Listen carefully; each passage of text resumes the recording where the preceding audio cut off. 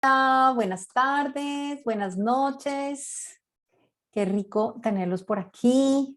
Me gusta, sabemos que veo caras conocidas y caritas nuevas que también me gustan mucho. Aquellos que quieran ir prendiendo sus cámaras, les recomiendo que prendamos la cámara. La idea de la cámara prendida es poder tener una conversación entre todos. Eh, en la tarde de hoy, para aquellos que no lo conocen, invité a Bob Dunham, que es el fundador de nuestro Instituto de Liderazgo Generativo.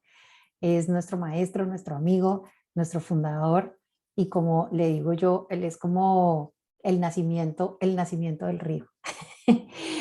De toda esta corriente de líderes generativos que estamos construyendo en Latinoamérica y en otras partes del mundo.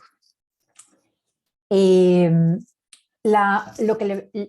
le pedí a Bob que habláramos de cómo construir nuestro futuro, de qué es eso de construir nuestro futuro, de qué es eso de tener el poder, la habilidad y de tener la confianza de saber que el futuro depende de nosotros, nuestro futuro depende de nosotros y cómo poder construirlo. Entonces, no voy a hacer más introducciones para que podamos estar con él, para que podamos aprovecharlo y podamos, si somos poquitos, pues que ustedes también puedan tener una conversación más cercana y poder preguntarle a él lo que necesitan. Como ustedes saben, estos espacios tienen traducción simultánea con Bob. En la parte de abajo de su Zoom van a encontrar un botón que se llama interpretación y ahí pueden elegir el idioma en el que quieren escuchar a Bob. Tenemos inglés, que es su idioma nativo, y tenemos español. Andrés nos está haciendo el favor de hacer la traducción el día de hoy, o está con nosotros el día de hoy. Andrés lleva ya casi 12 años traduciendo a Bob, así que es como si estuviera hablando el mismo. Entonces, pueden escoger ahí el idioma que necesiten, y si quieren hacer una pregunta, simplemente entran, hablan el idioma en el que quieran, y Andrés nos ayuda a hacer un puente de comunicación. Así que los voy a dejar ya en las manos de Bob. Bob, welcome y bienvenido para guiarnos en esta conversación. Gracias. Gracias. So let me say hello. And what I invite us to do is to connect with high tens so that we are in our bodies. We feel like we're together. We want this to be a conversation, not just a presentation. So get ready to interact. We'll have questions and answers along the way and at the end of the conversation. And I'm going to invite those of you who have your cameras off, if you can, if it's appropriate, to turn the cameras on, because in a conversation, you want to be able to connect. You want to be able to see each other. You want to feel each other. This is part of the domain of leadership, but also of relationship.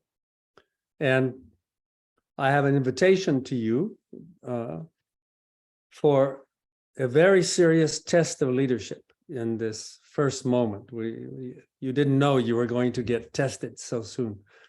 I'm going to see if you can pass this test of leadership. Can you take a deep breath? And relax on the exhale. This is actually a profound leadership practice. It's actually a profound life practice. And why is that? Because we live in a culture where we have been taught to live in our heads. We have been taught to hang out with our thoughts. So when we're in a learning situation, something comes up and we have thoughts and we think about it, and all of a sudden we're disconnected. We're not even present. Very normal. But to take a short pause and to take a breath is not about the breathing.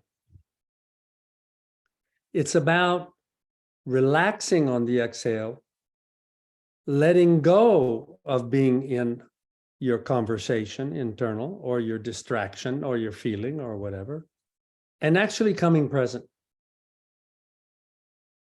This is super important in a leadership moment. The big challenge with leadership is when we're triggered, we're human beings. Sometimes we're not even there. Does this make sense? The challenge of dealing with our own triggers. So let's do it again. And this time I'm going to ask you to take a deep breath, relax on the exhale, and open to the present moment and let go of whatever is going on that has your attention. Just come and be present. I invite you to do this for the rest of your life. And I also will invite you to take a deep breath on occasion in our conversation today. So welcome to the conversation. Mary Bell invited me to this discussion we're going to have. And I think she gets an award for the longest title I've ever seen for one of our webinars. It's a very long sentence. It has a lot to unpack in it. And she also said in her introduction something that's so important and is not even in the title. You see what it's like to work with this woman? And we have fun in our conversation. But she said something very important, that this conversation is about your future. And it's not just about your future, it's about creating your future. This is an unusual perspective in our culture today. Most people that we encounter in our work with thousands of leaders and coaches and consultants find their future is a place that maybe there is some hope, maybe there is some ambition, but not a lot of room. Because we see the future as being predicted by the past. It's already pre-created for us by our habits. And yet, when we are given guidance for our attention, we discover something very profound. That the possibilities we live with are not just out there. We create those too. That the future is a territory of choices. But the way that we live in our culture and have been educated, most of these choices seem like they're already closed. You know, I'm this way, life is that way, I have this circumstance, you know, the game I play is this or that. So I want this conversation tonight for you to be about you. I'm going to bring some new perspectives, but I'm not trying to impress you with concepts. I want the conversation to literally be about you, because in our 4 decades of working in this field of leadership and organizations and consulting and coaching, the biggest discovery we've had is that as human beings, we are creatures that can choose, yet we live in a culture where most of us live blind to our choices. And so we're going to offer some perspectives that are going to open up new choices for you. Not simply as concepts, not simply as models, but actual literal choices in your life. And so are you open to play in this conversation? Hello? Fantastic. Okay, let's do this. Let's be in question. Let's be open. And every time you get a little lost in the static of your mind, take a deep breath. Let's take a deep breath just for the hell of it. To feel our aliveness, to feel our presence, to get relief from stepping out of our mental chatter, to actually just feel the moment. Thank you. Thank you for that. So in creating the future, why do we say you can create the future? Sounds pretty bold. And where we start in our discipline, in our generative work, I've been involved for over 4 decades, my colleagues, some 1 or 2 or even more. We always start with the question, what is something? Because in our culture, we tend to be a very action-oriented culture. Say, how do I do that? Show me how to do that. And it's the wrong question to start with. Before we go to how, we need to go to what. What are we dealing with? Because if we don't have the right what's, you're going to have the wrong answer for the how. So what is the future? Is there some place you go to visit the future? No, it's not here yet. But what is it?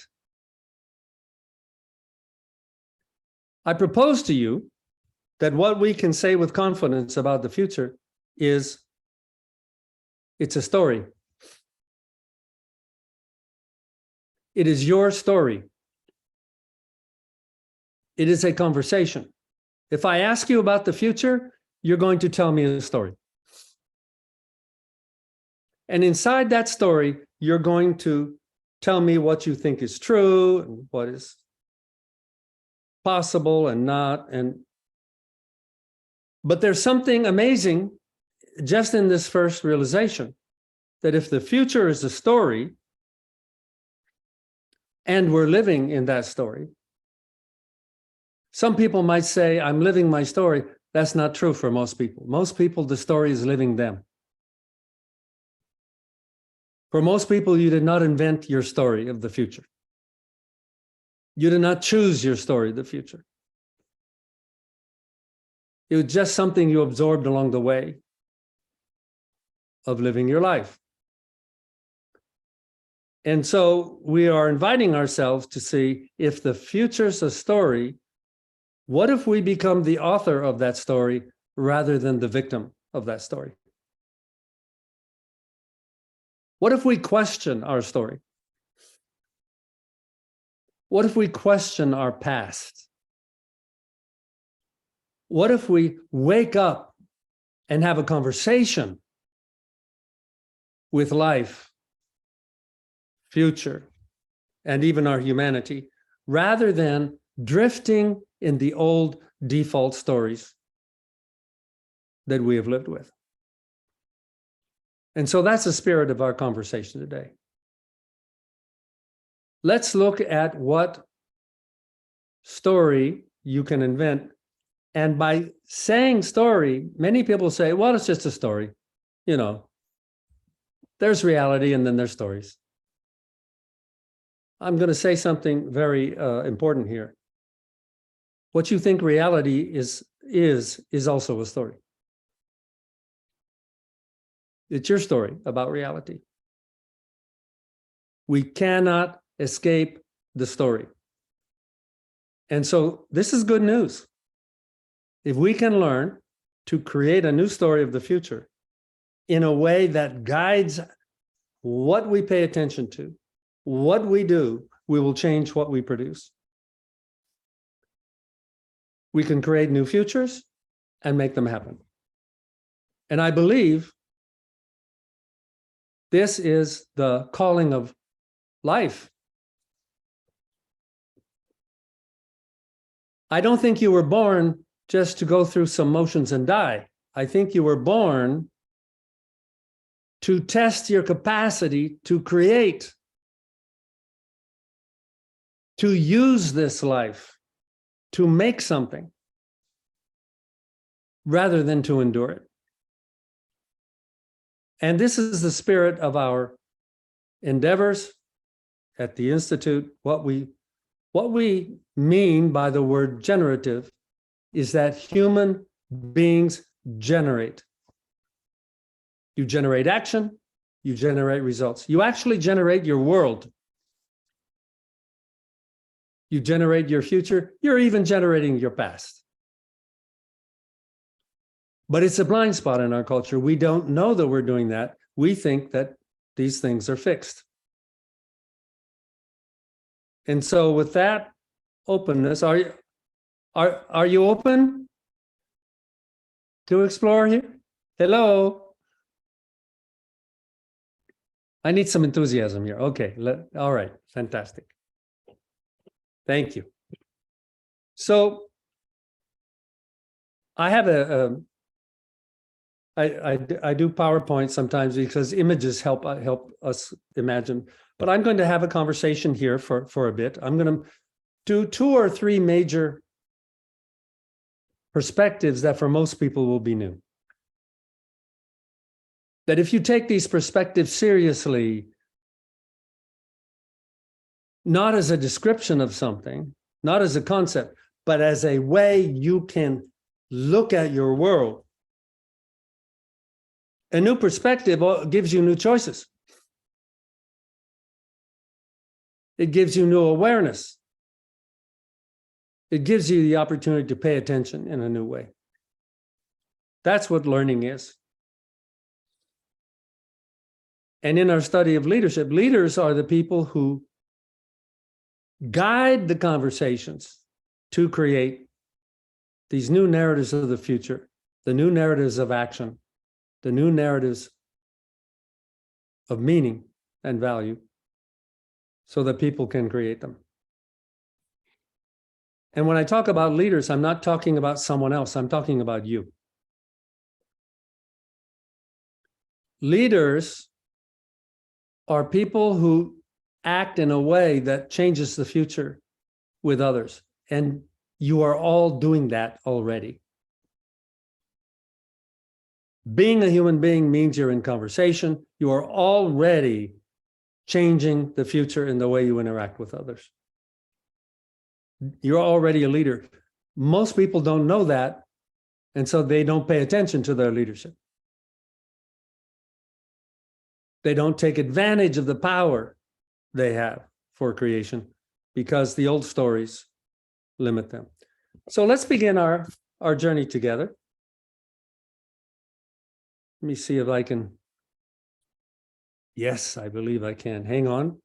This is always the challenge of technology. Is this the one? No, this is not the one. Isn't technology great? It provides so many people with jobs because it doesn't work a lot. Okay, here we go. Slideshow. Play from the start. Fantastic. Yeah, okay. Here we go. Here we go on our journey.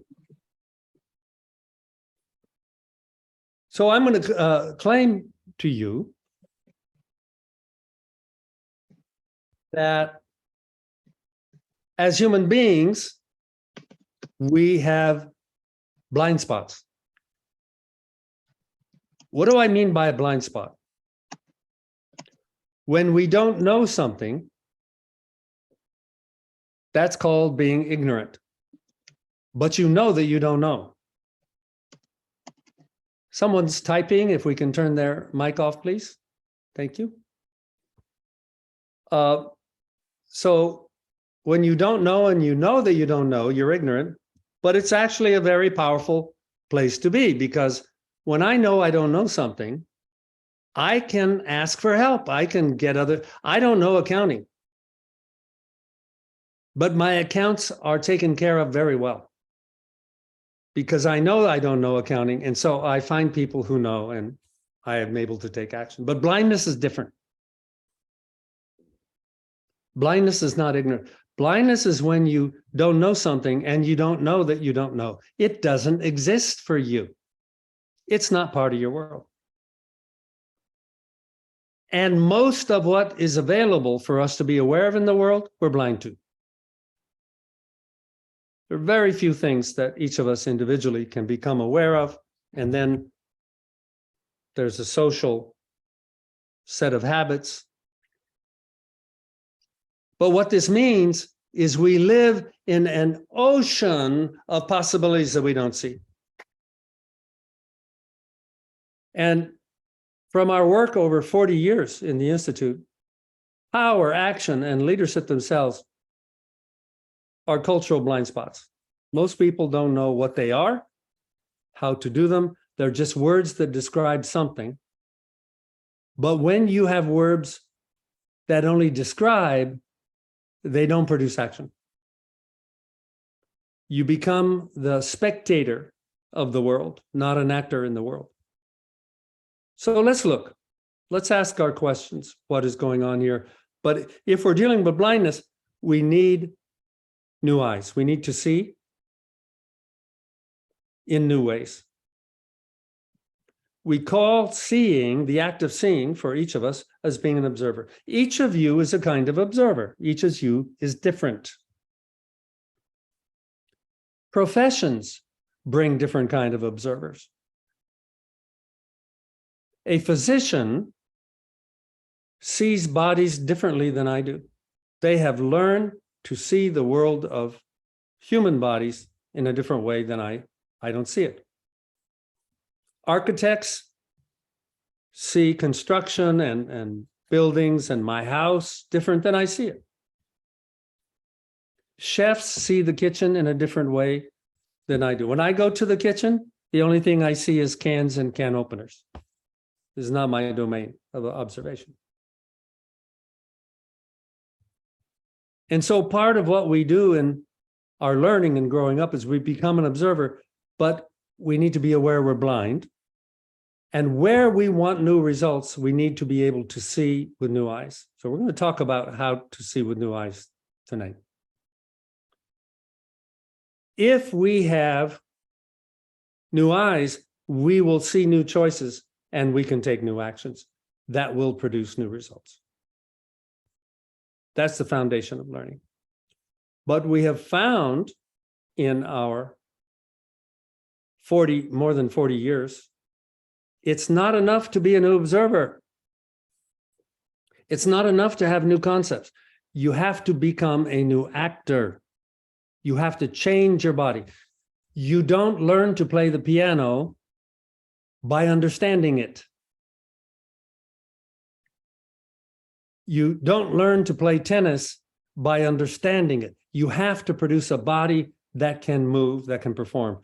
And so leadership, becoming a human being that's growing your power to produce results, those are performance arts. That's something we learned early in our journey and is missing. Most of the materials and conversations and videos you see about leadership are all about concepts, not about developing the skill to see with new eyes and take new actions. So what happens that produces power? Let's take a look at human action. There's interaction between people that results in actions, and those actions produce results. There's some power there. But we tend to get stuck in our standard practices. We tend to get stuck in our habits. We tend to get stuck in seeing only from the past. So if we want new results, we need to be able to have new interactions. And these are the interactions that I'm going to call leadership. When they affect other people, that's the leadership part of the game. The new interactions will produce new actions and new results. And so our question is, how do we find these new interactions?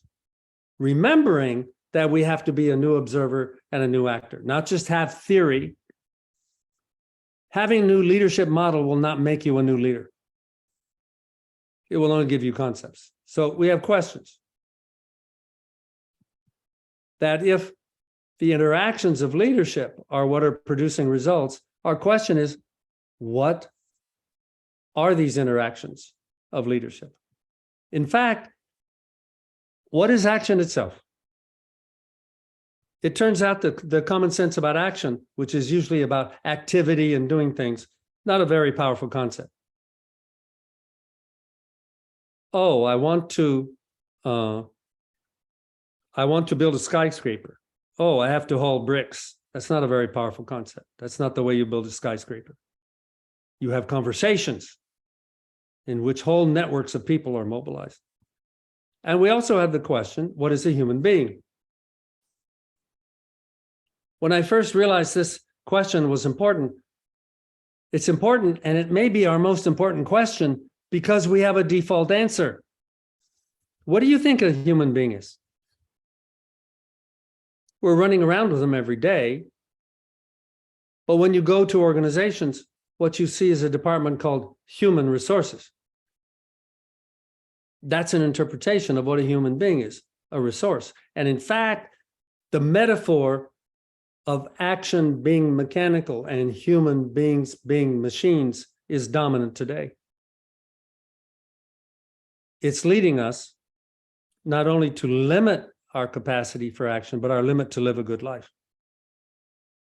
So what kind of answers do we want to these questions? We have a standard for what we're looking for performance art, something we can actually do.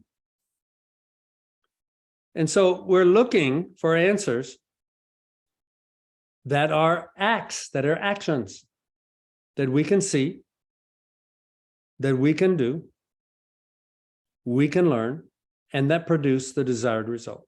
This is our definition of a generative interpretation. When you don't have these criteria met, you have a descriptive interpretation. A lot of theories and models are very descriptive, but they don't tell you what to do. So we're looking here in our search for what is power that produces results,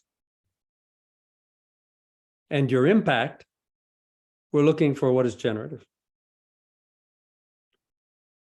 And this question, what is action, has turned out to be very important, because the common sense about action, that you take action and you get results. We know that. That's our common sense. And yet it leads to a lot of blindness. It leads to a lot of limitation, because a lot of people, when they don't get the results they want, what do? They do more of what's not working. They work harder. And then they get exhausted. This is a story of leadership, of organizational failure, that we need to be able to change the action for new results, not simply use the old actions. So where does action come from? And in our 40 years of exploration, the most generative interpretation we have found of where action comes from, and it's part of the ontological tradition, for those of you who are familiar with ontological coaching, action is shaped by commitment. When we see commitment as an agreement, like, will you do this? Yes, I will. It looks like a kind of a description of an agreement. But we're not talking about the agreement. We're talking about the internal state in your body. What are you going to do tomorrow in your life? What are you going to do tomorrow in your work? What are you going to do tonight after our conversation. And if you observe, you will see that you are committed to certain things and committed not to certain things. And it shapes your actions.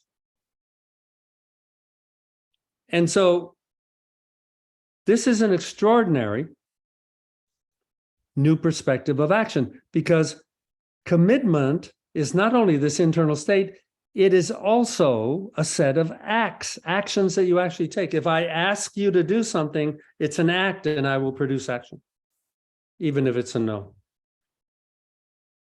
If I promise and really own my promise, I will act on behalf of the promise to produce the result.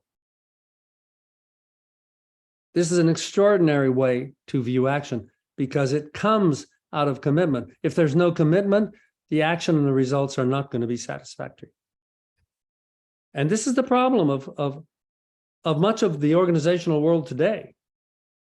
The Gallup people, who've done 27 million and ongoing surveys for employee engagement, find that 69% of employees are disengaged in the United States, and those rates tend to be higher in other areas of the world. No commitment. No wonder we treat people like machines. To get commitment, we actually have to interact with them. We actually need to have a conversation. We need to give them a voice. We need to listen. And so take a moment.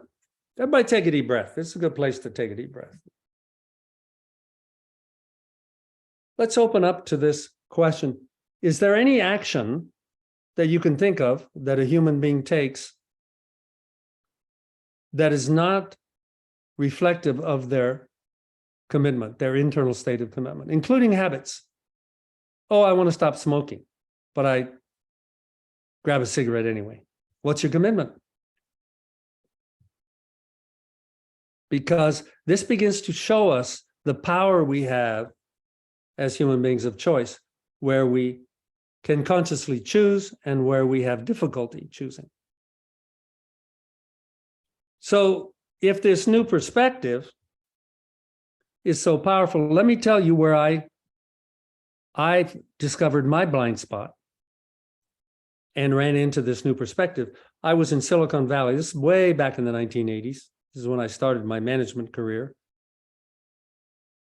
And I had been given a role in a computer company. The company was having difficulty with sales. They had not been able to get a product out the door for 2.5 years. And I was in this culture saying, why aren't we taking action for excellence? And people were leaving, and I wanted to leave too. But I wound up having a new executive come into the company and say, why don't you stay and help me turn around this organization? I had to face my commitment. I had to face my choice. What was I going to do? And so I decided to stay. I had been talking about, let's go for excellence. And I felt I needed to act out of my words. 2 months later, they made me program manager of 250 software engineers, 22 managers, 35 products that they had not been able to get out the door for 2.5 years. And I had no idea how to do the job. I hadn't done it before. Blind spot. What the hell do I do now? And so by luck, I went to a workshop on communication. It was called Communication for Action. And they gave me this story that I just shared with you, that action comes from commitment. I would have never invented that story. It was brand new to me. It was blind spot, new illumination. And I said, okay, what the hell is this about? And then we did exercises where you would pair up with a partner and make a request, and they would answer. And you know what I discovered? When I listened to the answer, I could tell if they were committed or not. I could listen to the future that was coming. that the action was happening in listening and listening for commitment. It was amazing. And then they taught us some of the skills of how to have action conversations. I went back to work on Monday, and every conversation for me was a new practice. Every conversation was a deep breath, listen. And within weeks, I began to have agreements in the organization. You see, the culture before, everybody said yes to everything, which means nobody was committed to anything. It was a culture of excuses. But when I listened, when I asked people to take on an objective or a promise, and they did not sound committed, I would have a conversation with them. I would say, what's wrong? What's missing? What do we need to do? I wasn't teaching them. I wasn't policing them. I was having honest conversations about agreements. And we finally began to get clear that we had agreements and that I was counting on them. You know what happened?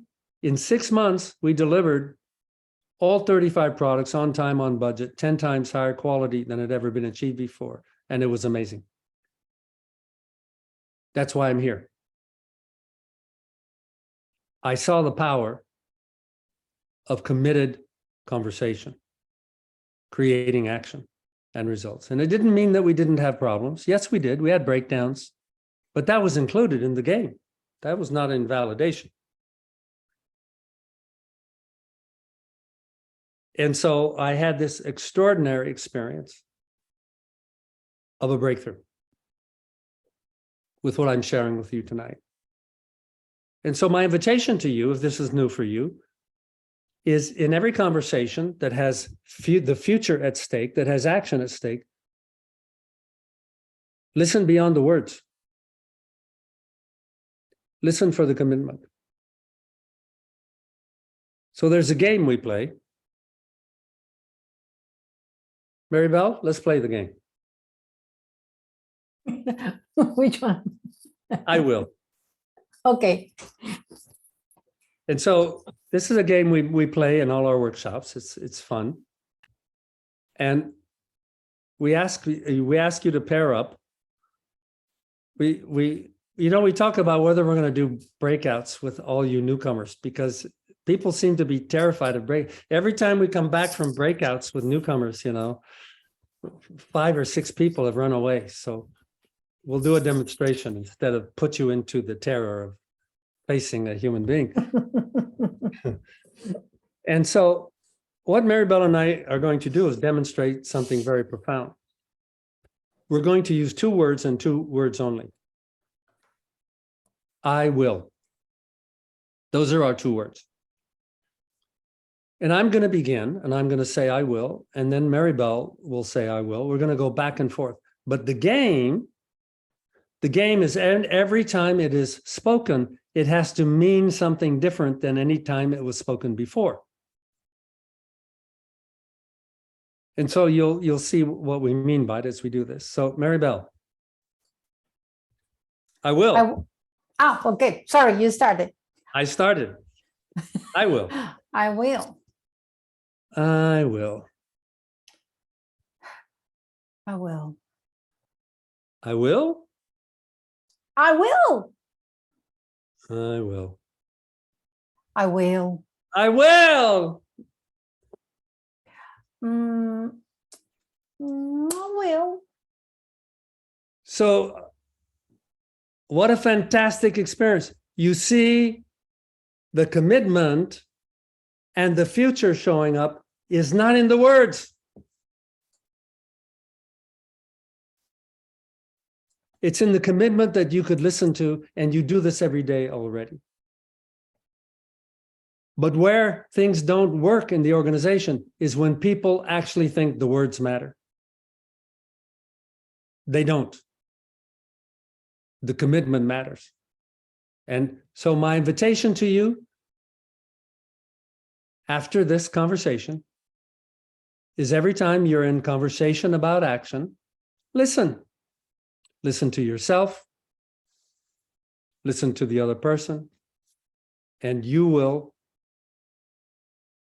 probably 80 or 90% of the time have a good read on whether there's commitment or not. And if there's a question, it guides you. What's the conversation that's missing? This is the leadership dance. This is the relationship dance. This is the creating the future dance. Maribel. Bob, hay algo que a mí me gusta mucho de este ejercicio y de lo que estás tratando de mostrar. Y es que esto no solamente pasa en las relaciones que tenemos con otros y en los compromisos que queremos hacer con otros. Pasa también con nosotros mismos. Y inclusive podría ser interesante hacer el ejercicio al espejo, yo mirándome al espejo y mirar si cuando digo I will o lo haré, realmente siento el compromiso, realmente siento el cuerpo, realmente siento la emoción para hacer lo que quiero hacer. Porque muchas veces nos hacemos promesas a nosotros mismos de la misma manera que le hacemos promesas a otros y no sabemos nosotros mismos si en nuestro cuerpo estamos sintiendo el compromiso para hacer eso. Yo creo que muchas personas quisiéramos cambiar nuestra vida, quisiéramos cambiar nuestro futuro, que todas las 12 uvas de diciembre se volvieran realidad. Pero si yo no me miro al espejo y me digo a mí misma, I will, no lo voy a hacer. Y es parte precisamente de lo que estamos hablando hoy. Y es, el futuro lo construyo con la confianza que yo misma me doy en mis propios compromisos. Ahí es donde comienza la fuerza, el poder y las ganas de poder construir el futuro que yo quiero. Solo quería añadir eso. Gracias, Bob. Beautiful. Yeah, I love what Maribel is saying, but I want to be careful here because some people think I'm going to be more committed. I'm going to be more disciplined. I'm going to force myself to be committed. That is not the point. The point is to have true, deep commitment. You need to see value, satisfaction, and meaning in the commitment, not simply discipline. And we need to listen for that. So let me come back to our story. And what we just demonstrated is that commitments are created in conversation. And sometimes these commitments came from conversations that were decades ago, but they still live in our body.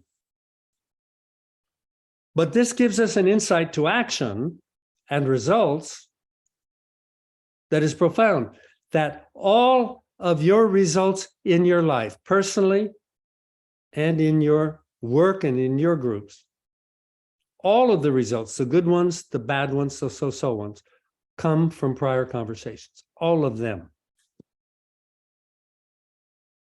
The conversations you have and the conversations you don't have, the conversations you do well and the conversations you do poorly. This is not only the foundation of leadership, it is the foundation of your human capacity to create. Change the conversation, change the commitment, you will change the action and the results. Amazing. This is where we learn to be leaders, consultants, to create a new future with others. But there's something else here. It's not just commitment. We also have an element of care. We have to care about the commitment. We need to care about the result. But care here is not simply saying it matters. It is connected deeply to our internal world of who we are. So I'm going to ask Maribel to explain more about what is care. Gracias, Bob. Cuando nosotros hablamos del care y cuando lo ponemos en el contexto del liderazgo generativo, creo que varios aquí que ya me han oído echar el cuento, pero me encanta echar el cuento porque realmente es, como se diría, como dicen en inglés, life changing. cuando te haces la pregunta acerca de qué es eso que te importa cuidar. La palabra care en inglés tiene dos traducciones, puede tener dos traducciones. Puede tener la traducción de verbo o puede tener la traducción de sustantivo. Y resulta que en español no hay una traducción exacta. Entonces, lo que nosotros hemos hecho en el liderazgo generativo es traducirlo más como este estado del alma, voy a decirlo de esta manera hoy, como este estado del alma en el que yo digo, ¿qué es eso que me importa cuidar? ¿Cuál es ese futuro que yo quiero hacer? Y qué es eso que le da sentido, que le da satisfacción y que le da valor a lo que yo estoy haciendo. Entonces, me permite conectar profundamente con el sentido de mi vida y adicionalmente me da la fuerza, me da la inspiración y me da la energía suficiente para cuidarlo, para ponerme en acción y empezar a hacer las cosas que necesito hacer. Entonces, esa es como mi traducción cortica del care, pero es esa sensación de le estoy dando sentido a mi vida, estoy luchando por el sentido de lo que quiero crear y sobre todo estoy formando el futuro que quiero construir. Beautiful. Yeah, we'll unpack this a little more here in our story. So this is an amazing perspective that we now see the domain of skill, of leadership, of relationship, of coaching and consulting is to change the future, to change the action and the results through changing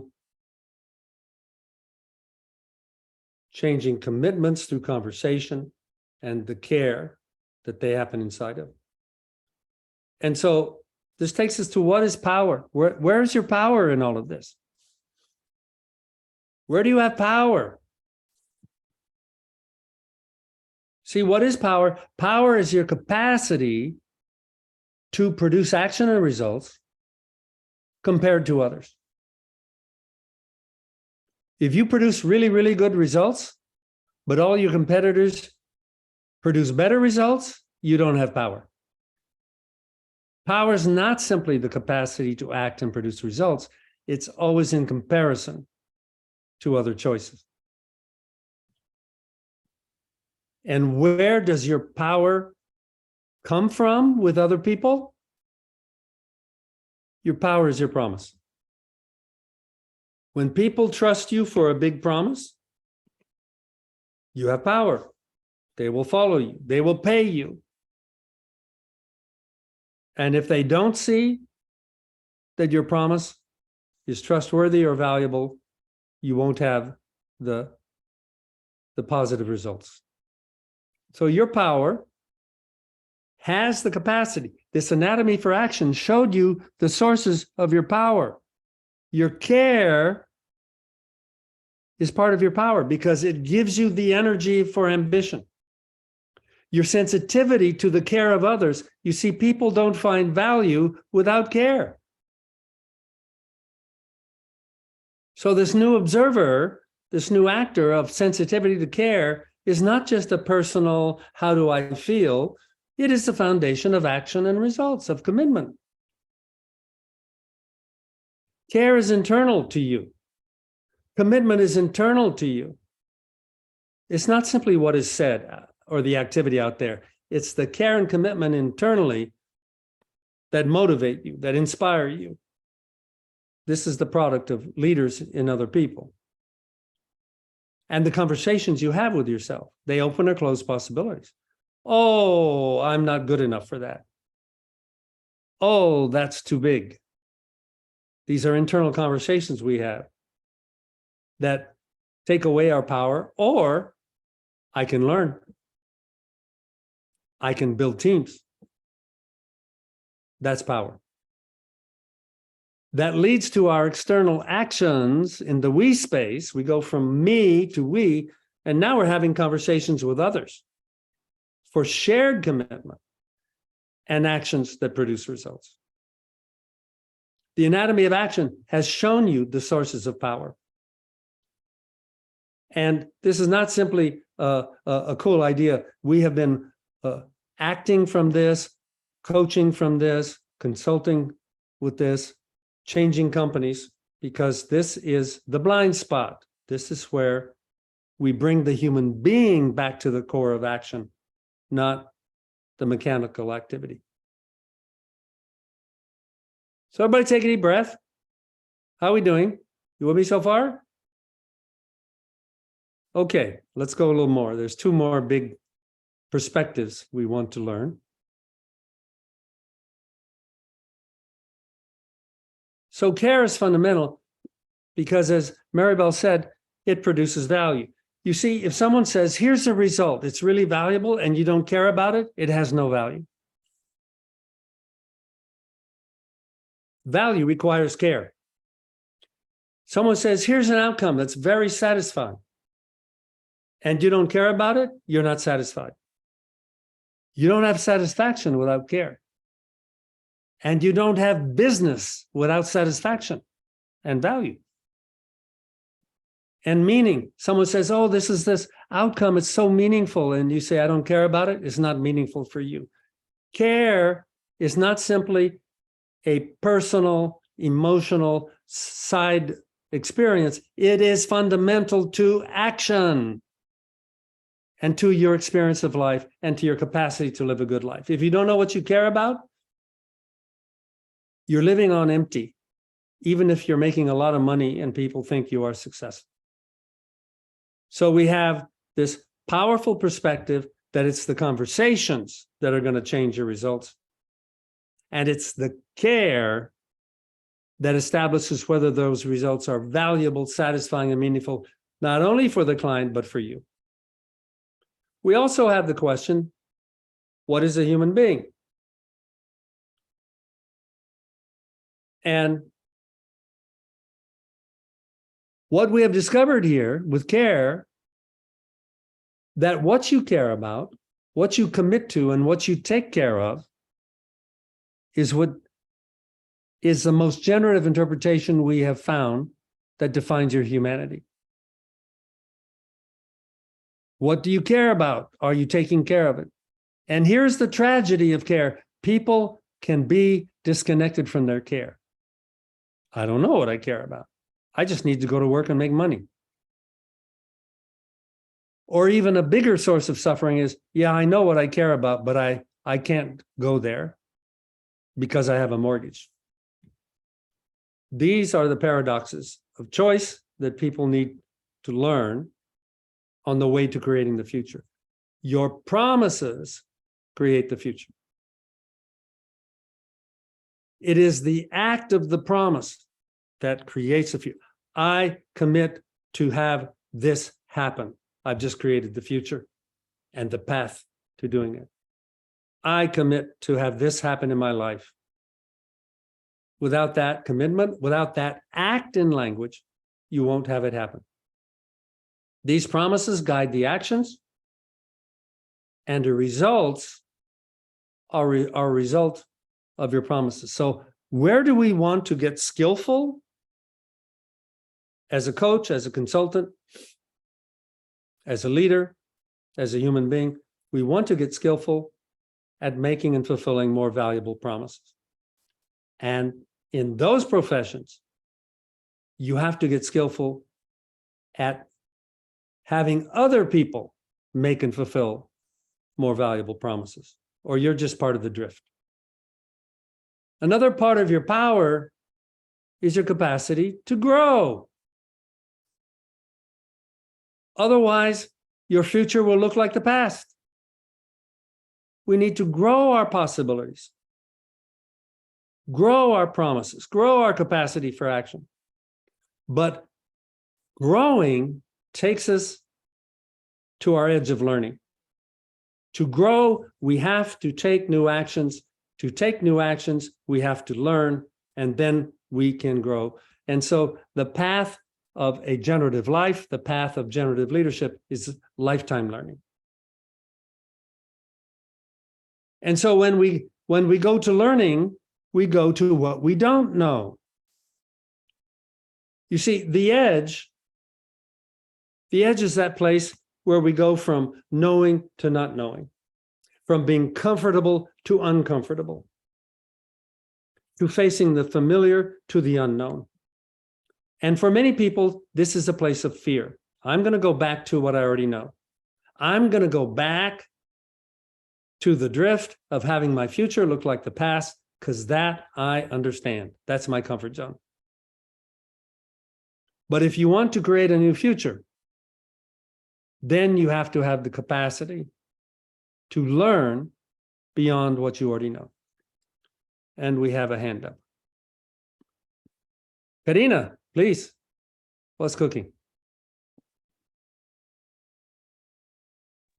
Muchas gracias. Muy buenas tardes absolutamente con todos. Bob, qué gusto volver a estar contigo, también con Maribel, después de más o menos un año, siempre es un gusto. Cuando te escucho me hace mucho sentido, absolutamente. Sin embargo, ¿qué pasa cuando el ser humano, porque la esencia tiene que ver con el ser humano, entonces si este ser humano se conecta o se mira a sí mismo, pero desde su mundo más chiquito, y desde su mundo más chiquito va a empezar a cuidar las cosas, desde su mundo más chiquito se va a ver a él y va a ver su mundo también pequeño. Va a tener historias limitantes, por consiguiente, aquello que le interesa cuidar va a estar conectado desde ahí. Entonces, a mí me parece sumamente importante empezar a generar conciencia de esto, de que si vivimos en una narrativa, estoy absolutamente de acuerdo porque nos generamos en el lenguaje, si vivimos en una narrativa, ¿qué pasa principalmente si el líder en las organizaciones tiene una narrativa limitante? O si el líder de los líderes en el primer sistema de liderazgo también tiene una narrativa limitante y cómo hacer que esto crezca. O sea, para mí la esencia tiene que ver con cómo yo conecto conmigo, cómo me estoy mirando a mí, y desde ahí cómo al vincularme con otros, hago que mi mundo crezca y el mundo de los otros crezca. Digamos, esto es lo ideal. Pero cuando vamos a una organización y nos encontramos con líderes, sobre todo el primer sistema de liderazgo, ¿no? Que tiene una narrativa pequeña, que ofrece un mundo chiquito, y que incluso desde ahí mira con cierto, digamos, ¿cómo decirlo? Desde no un espacio de posibilidad, un coaching ejecutivo, un coaching de equipo, sino como que, bueno, pues, como, no como la gran oferta que puede tener un coaching ejecutivo de ampliar la perspectiva, de ampliar la conciencia, de mejorar los vínculos relacionales a través de un coaching de equipo. En síntesis, ¿cómo hacemos como consultores externos para ampliar esto? ¿Cómo ofrecer esto? ¿Cómo ampliar esta mirada? Sobre todo en empresas que tienen líderes con muchas historias limitantes y que ofrecen una realidad pequeña a su empresa y a sus colaboradores, ¿no? ¿Me he dejado entender? O de repente, por favor. Yeah, you have quite a bit of passion around this breakdown in the world, and I'm glad you do. So, Karina, what you are describing is what I'm talking about. It's the relationship with the edge. It's the relationship with the learning edge, where are we going to go to new possibilities, or are we going to return to the old ones? And every living thing and every organization has the necessity to combine conservation with adaptation. Anybody or any organization that is too conservative, they will not adapt and they will suffer or die. We see this with companies all the time. The company that is too addicted to adaptation, that they don't conserve fundamental values, they have the same problem. They disintegrate. And so the role of the consultant is to show a path to the future. And what you are describing is the characteristic of the edge, that if I stay in what I already know, I feel safe. I'm in my comfort zone. And in that situation, people are afraid of risk. They're afraid of something new. And so you ask, how do you deal with that issue? These issues always take us back to care. Every organization has breakdowns. Every organization has tensions. Every organization has waste. Every organization has some kind of story to the future. And in our programs, we form learning teams, and every team works with a real client in a consulting project. And we've never found a leader and organization that didn't have important issues that they were not competent for yet, that was calling for learning. And occasionally, we would find the leader you're describing, no, I don't want to go there. I don't want to look like I don't know. But almost always the clients say, if you can help me with that, that's fantastic. Because you're going to help me take care of something I care about. I am tired of being exhausted. I'm tired of having a team that's not a team. I'm tired of having the numbers be a struggle. Et cetera, et cetera, et cetera. And so we link to their human experience and their care that is often about themselves, because no one else talks about that. The outsider, you can say, how are you doing? And all of a sudden, and we show them that when you see the structure of the coordination of action, action should have a flow. It should not be difficult. It should not. And so what's missing, what is the blind spot of, we don't know how to listen. We don't know how to have important conversations. And so we are creating our own problem. When you show that and the client says, I'm willing to learn, we begin to see big movement. But it starts with the care of the client. It starts with the breakdown the client knows they have. Or if you're really good as a consultant, you create a breakdown they didn't know they had. Oh, did you know your competition is going 10 times better than you? And I don't offer this as a technique. I offer this as providing the value of a wake-up call to see the world from a new perspective. The fear keeps people in the old story. What we need to do is produce trust. You can move to the new story, but you'll have to learn how. And you know what you're going to face along the way? You're going to face your fear. We need to be experts in fear. Then we can help them. I'm going to show some more of this in the story. How are we doing, Karina? Make sense? Sí, muchísimas gracias, Bob. Muchas Okay. gracias. Perfect. Andrés. I want us to be able to see from this new perspective, if we have a very conservative, contracted senior leadership, that is an opportunity. That is not a problem. That is an opportunity to create a new conversation. So let's look. Let me take you to this move with the edge. So this is the edge. What it looks like for the person who's saying, you want me to go there? I'm going to fall off the cliff. And where is your edge? Where is the place you want to stop? Because we need to recreate our relationship with the edge. You see, the new possibilities are beyond the edge. The new possibilities are not inside what you already know. They're not inside your past. You need to go to, and what makes this less terrifying, this is not about jumping off of cliffs. This is about learning. We show the edge is a learning edge. And the first learning is about our fear. We want to have fear be our advisor, not our commander. We need to learn to deal with our own body and our own emotions in that part of the game. Because when we go to the edge, the new possibilities are over there. That alone can be a new offer to executives. How would you like to have a better future than living in tension of fear of change? How would you like to be the leader of creating new value? And so on this journey, we need to learn to cross the edge, not in the mood of avoiding death, but in the mood of the exploration of new possibilities.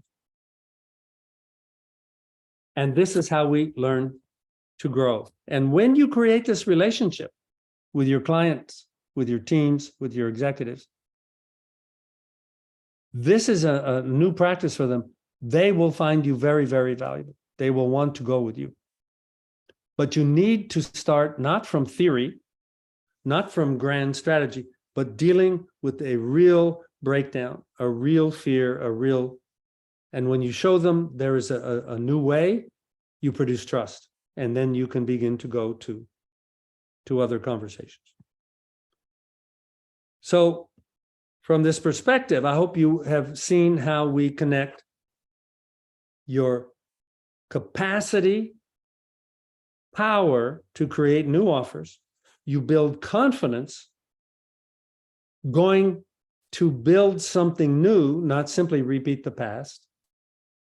And that increases the value of your offers and the impact you can make. And it never stops. It's a lifetime learning cycle. So we consider consulting and coaching as professions to make offers of value that people accept.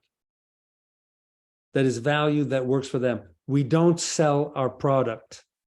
We don't sell our technique.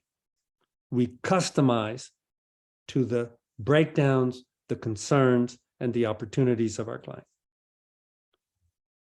And so that's how this is connected and how it's real. It happens in face-to-face conversations. If you want to be this kind of leader, if you want to be this kind of consultant, then you need to learn to be in the missing conversation, the challenging conversation, as a gentle guide to the leaders who are blind. And I'll tell you a secret in the sales. When you listen first, you don't talk about your offer. You listen. What's going on for you? What's not working? What's happening? And you observe. You can see the fear. You can see the fatigue. You can see the anxiety. And you let them share their story. This is our breakdown, our challenge. And you show them their blind spot. And there are conversations that can deal with that. They will be amazed. And they will want more. They say, you see something I don't see. This is the production of the first opening of trust and of value. And so in our programs, we learn these new conversations, how to face the challenge, how to enter the challenge. We walk into the fire, but we don't get burned because we know how to hold the space of possibility in all of that. So let's open for Q&A. Maribel, you want to add anything to the narrative? Sí, Bob. Una de las cosas que más me gusta acerca de lo que dices, bien sea que seamos líderes o que seamos coaches o que seamos consultores, es esto que dices acerca de tener la posibilidad de generarle quiebres a la gente, bien sea a nuestros jefes en las organizaciones o bien sea a nuestros clientes. Y algo que hemos estado viendo durante años con nuestros alumnos, con nuestros programas, es que eso también necesita fuerza, eso también necesita estructura, eso también necesita poder, lo que tú estabas hablando acerca de este poder interno y este poder externo que se va generando y que vamos construyendo nosotros. Uno de los motivos más importantes por los cuales llegan los alumnos al programa de coaching y consultoría generativa, al CCG, como lo llamamos, es porque me dicen o nos dicen, es que no me siento listo para hablar con los gerentes, no me siento listo para hablar con vicepresidentes, siento que no estoy hablando en el mismo nivel. Entonces, esto para nosotros es súper importante, o sea, tener la estructura, tener el liderazgo, tener adicionalmente la posibilidad de mostrar a las personas y a nuestros clientes hacia dónde vamos. Entonces, a mí me encanta la pregunta que hace Karina o que nos hacía Karina, porque este gerente del que tú hablas, Karina, va a seguir ahí toda la vida, controlando y estando pequeño. Y de hecho, lo que le va a pasar es, va a ir viendo que va a empezar a llegar gente que va a pasar por encima de él, porque las generaciones nuevas llegan con nuevos retos, llegan con nuevos riesgos, llegan con nuevas posibilidades para el negocio. Y ahí es cuando esta persona se va a empezar a sentir o va a empezar a sentir la incomodidad de que se siente quedado. Pero él no va a saber por qué. La única que le puede decir por qué eres tú. Pero tú tienes que tener la estructura, necesitas tener la posibilidad de mostrarle qué es lo que está pasando. Por qué es lo que está pasando, por qué le está pasando. Y adicionalmente con la compasión y el respeto para poder decirle por qué. Y de esa manera crear, como decía Bob, o crearle el quiebre de una manera compasiva, retante para él, para ella. Pero eso necesita por parte de nosotros como coaches y como consultores una estructura, necesita una forma de ser, necesita una forma de escuchar, necesita una forma de estar seguros de lo que estamos diciendo y estar conectados con el care de la persona a quien le estamos declarando un quiebre posible. Y eso necesita liderazgo en nosotros mismos. Entonces, eso era también lo que quería completar, Bob. Gracias. Y aquí, nada, abiertos para las preguntas, los comentarios que quieran hacer.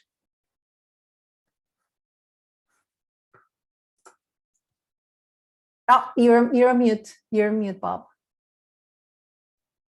Who has a burning bush question? Oh, I need to know this. Anybody want to have a conversation? Let me share a little story with you. I'm working with a client company right now that's an example of what we're talking about. It's a company that has been in startup mode for 6 years. It's kind of old to be a startup, but they've been growing and and I come in and I listen, and they're passionate, hardworking, and spend a lot of time talking, and their sales are not good, and their company reputation is maybe. And so I listen and I listen for what are the conversations that produce this company? What would the conversations look like if the company was being more successful? What is the conversation of each of the people in the team? And what is it producing in the space? And some of the conversations I had, they're very positive, by the way, because I'm showing them blind spots. Things saying, oh, we do a lot of talking and don't seem to get things aligned. I say, because you don't have roles and you don't make agreements. You offer opinions, but you don't move to action. And now they're beginning to do that. I talked to the CEO, and they've been opportunistic. They've grown as far as they've grown by being opportunistic. And I said, you don't have a strategy. Everybody feels we're in free fall because we don't know what the game is. Now we're working on the strategy. And so what we do in the generative leadership discipline, we've spent 40 years laying out the conversational structures for teams, plans, managing culture, managing moods, innovating, dealing with breakdowns, creating value, doing innovation, leadership skills of dealing with power and politics, dealing with the unknown, etc. That has been our passion. And what that means is we have a template of what the effective conversation looks like for all these different functions of the organization, including a model for the whole organization itself. And so we can be like a physician. We come in and we say, what's the diagnosis? What's missing here? What does the physician do? It says, let me see your body, let me see your symptoms, and let me compare that to the healthy body. Your symptom is a sign of this problem, and we need to get from here to there to get back to the healthy body. And that's one way you can see what we do with our generative consulting. But what makes us different than other consulting companies? Other consulting companies come in and they do analysis and they put together a deck and say, here's everything you need to do. But it doesn't teach them how to do it. They don't know how to have conversations. They don't know how to be teams. Or they come in and they deliver their training, but it's not customized to the problem. And so in the generative tradition, it's all about the face-to-face conversations where people generate shared care, generate shared commitment, generate the standards of teamwork so they can take the actions, have the right conversations to generate the future that they care about. And one of the first conversations is, what future is that? Because so many people have been trained to take a job and become an ATM for production. I will get very good at turning this crank. But the leader and the consultant needs to be able to see the bigger. There are levels of observer. There's the zoom in level, deal with the details, show how to do it better. But there's a zoom out level saying, how is that connected over here? How is that connected over there? So we work with that. Then there's another zoom out level where you're aware of the observer you are being and the possible blindness you have in viewing the situation. And there's even another zoom out level of being in the space of multiple interpretations. And so this is consistent with what we opened with when we talked about you need to be a new observer and you need to be a new actor. This is also what our closing slide was, that we have been in this body of work and you know, we've in our courses, we've had thousands of graduates and worked with dozens and dozens of companies. It's our passion, but we're continuing to learn, continuing to evolve. But the body of work is consistent with being a profession. There was a time a couple of 100 years ago where to be a physician, a lot of physicians, their day job was being a barber. There wasn't a lot to know about being a physician. And then the field began to say, oh, we have more to learn. Oh, we have anatomy. Oh, we have physiology. Oh, we have diagnosis. Oh, we have. And we believe that leadership and coaching leaders and consulting to leaders now has that level of clarity of the standards of a profession. So that's all good news about generative leadership. We're out there doing that. The real question for you, as we go back to the anatomy of action, is what do you care about? What future do you want to create? What work is valuable and satisfying and meaningful to you, not only to your clients? How do you transform your work from sacrifice, giving your time and effort for production, to doing what you are so passionate about that you can't help but producing value because you're willing to go into the challenging places with people? How's this landing? Hello. I did invite you to have it be about you. And so if you want to ask a question about the presentation or have a case of questions, like Karina had a very good case, how do you deal with the contracted leader? Is you look for the opportunities that he's blind to or she's blind to. Because remember, the leader, the senior leaders have a lot of power, but they have customers too. They're not immune from the assessments of others. And this is part of when we, as part of the game, when we become the observer to see these missing opportunities and to discuss them, where we learn to find our own voice, find our own courage, and learn from our own experience. We don't need to put on a cape and jump off of buildings. We just need to step into the place that we know and show people that they have choices. Karina.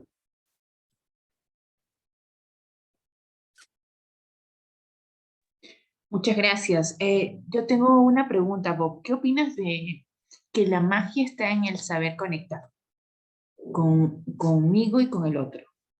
Ahí está. ¿Qué opinas de esto? Beautiful. Yeah, it's not only magic, it's necessary. We are biological. We are biological beings. We're built for connection.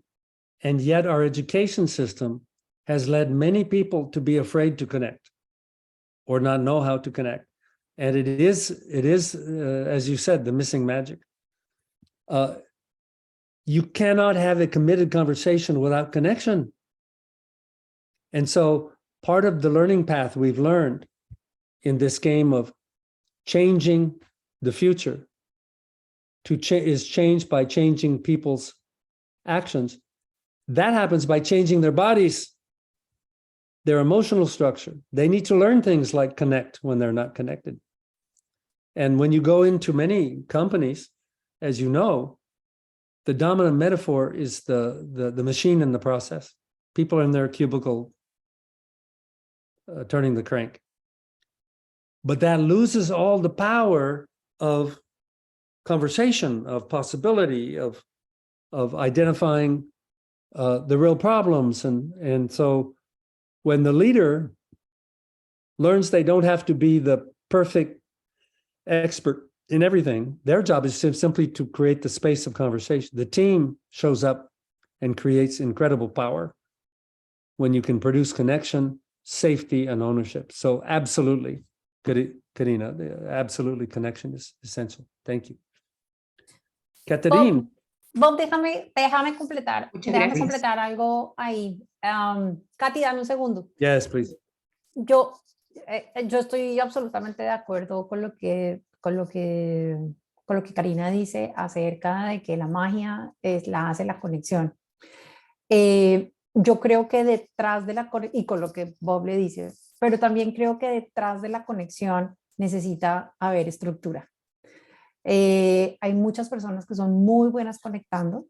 Creo que puede haber personas muy buenas haciendo ese primer nivel de conversación y de conexión, pero por detrás necesitas tener la estructura que el cliente necesita de ti, y por detrás el líder también necesita tener la estructura para guiar al equipo.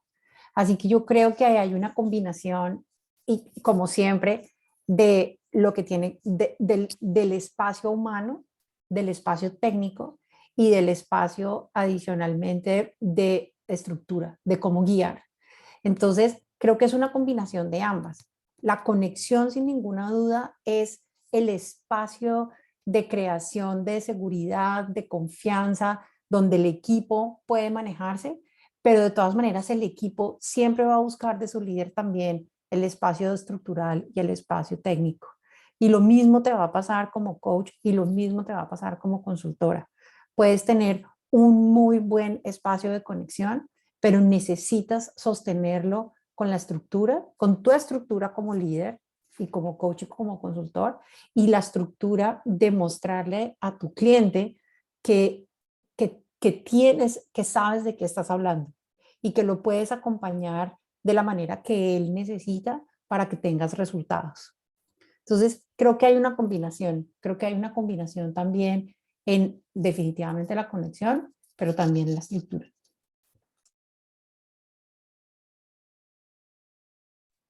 Katy, ahora sí. Muchas gracias. Mi pregunta es, ¿cómo hago para que el cliente que tengo, que es una persona soñadora, que es una persona que tiene muchos sueños a futuro para su empresa, pero no está enraizado, no tiene raíces? ¿Cómo hago yo para poderle plantear y que se centre y que pueda lograr los resultados que se esperan? Yeah, no, lovely question. The first question to them is, do they want to learn? Is their commitment really the success of the company, or is it to be in their floating on their clouds? And that can be a place that can be a confrontation. That's where you create a breakdown. And many times they say they want to help the company, but they only feel safe in the dream space. And this is where we ask for their commitment, and we take them to the edge and say, you can learn. If you're really committed, if this is something you really care about, you can learn. And we will show you. And with that kind of leader, they need help. And it's not simply teaching them everything they need to know. They also need to teach the team around them. So this is where we go back to what we talked about earlier. You need to care and have real commitment, not just words. And that's where we listen. And then we help them make choices. Do you choose to learn to be a more effective leader? That's fantastic. If you want to live in the clouds, that's fantastic. But why don't you help the company and put someone in charge who can actually help the business? And you can be the visionary. So this is the skill of deep listening and going not for the answer and the technique and but going for the deep, what is truly going to motivate your full engagement with the future that you care about. And that's a profound gift that we can give leaders. Make sense? Beautiful. Thank you. Okay. Very well. Bob, yo sé que estamos a un minuto de cerrar, pero tal vez la pregunta que te quiero hacer y a aquellos que les pido que me disculpen, pero creo que es algo súper importante con respecto a lo que estamos hablando hoy. Cuando nosotros hablamos del futuro y de crear el futuro, muchas personas, entre mis clientes y mis estudiantes, siempre me hablan de, pero ¿qué pasa con el factor externo? ¿Qué pasa con lo social, con lo político? Esas cosas que me afectan el futuro que yo quisiera tener. Entonces, sé que solamente tenemos un minuto para que nos respondas o ya estamos por fuera, pero ¿cuál sería como una respuesta rápida que le podrías decir a las personas acerca de cómo funciona su poder con respecto al factor externo?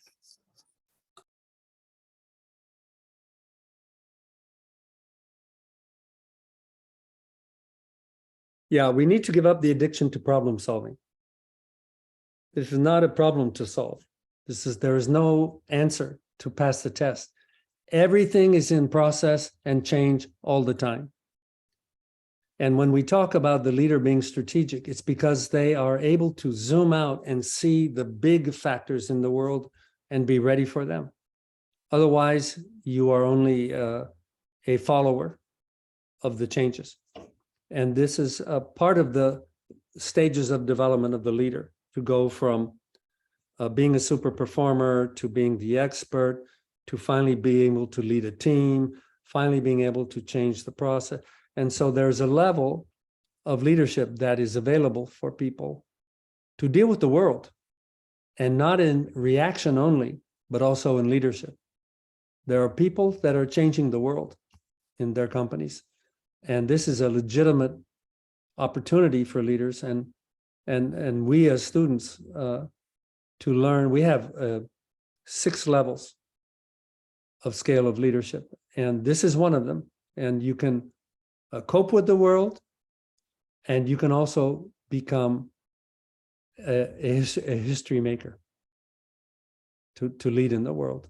And we invite our leaders to that possibility as well, not solving all the little problems of today, but to look at creating really a better tomorrow.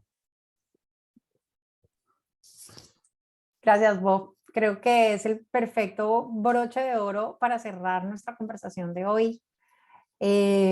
Gracias por estar con nosotros hoy. Gracias por el espacio que has creado para nosotros, para inspirarnos acerca de cómo crear el futuro y de cómo generar nuestra propia autoconfianza y nuestro propio poder para poder construirlo. A todos ustedes, muchas gracias por haber estado con nosotros. Nos encanta que estén en estos espacios de liderazgo. Y para nuestra próxima semana quiero invitarlos a una conversación hermosa que va a liderar aquí Marité, que tiene que ver con qué es esto de la cultura silver, qué es esto que pasa con los mercados de las personas después de los 50 años. ¿Qué nos pasa a las personas que estamos en las organizaciones, que ya tenemos 50, que estamos empezando a hacernos preguntas diferentes? ¿Y qué pasa con esas personas afuera? Entonces, los invito a que vengan. Esa será la del 16 de noviembre. Ok, no importa, también los invito. Entonces, ¿qué pasa con eso? ¿Qué pasa con eso? ¿Qué pasa con esto de quiénes somos en el negocio de los silver? ¿Qué pasa con las empresas? ¿Qué pasa con las personas cuando llegamos a este límite de los 50 años y podemos y necesitamos poder generar una cultura multigeneracional? Entonces, muchas gracias a todos. Espero que hayan disfrutado nuestra sesión de hoy y nos vemos en el próximo miércoles de liderazgo. Bueno, muchas gracias a todos.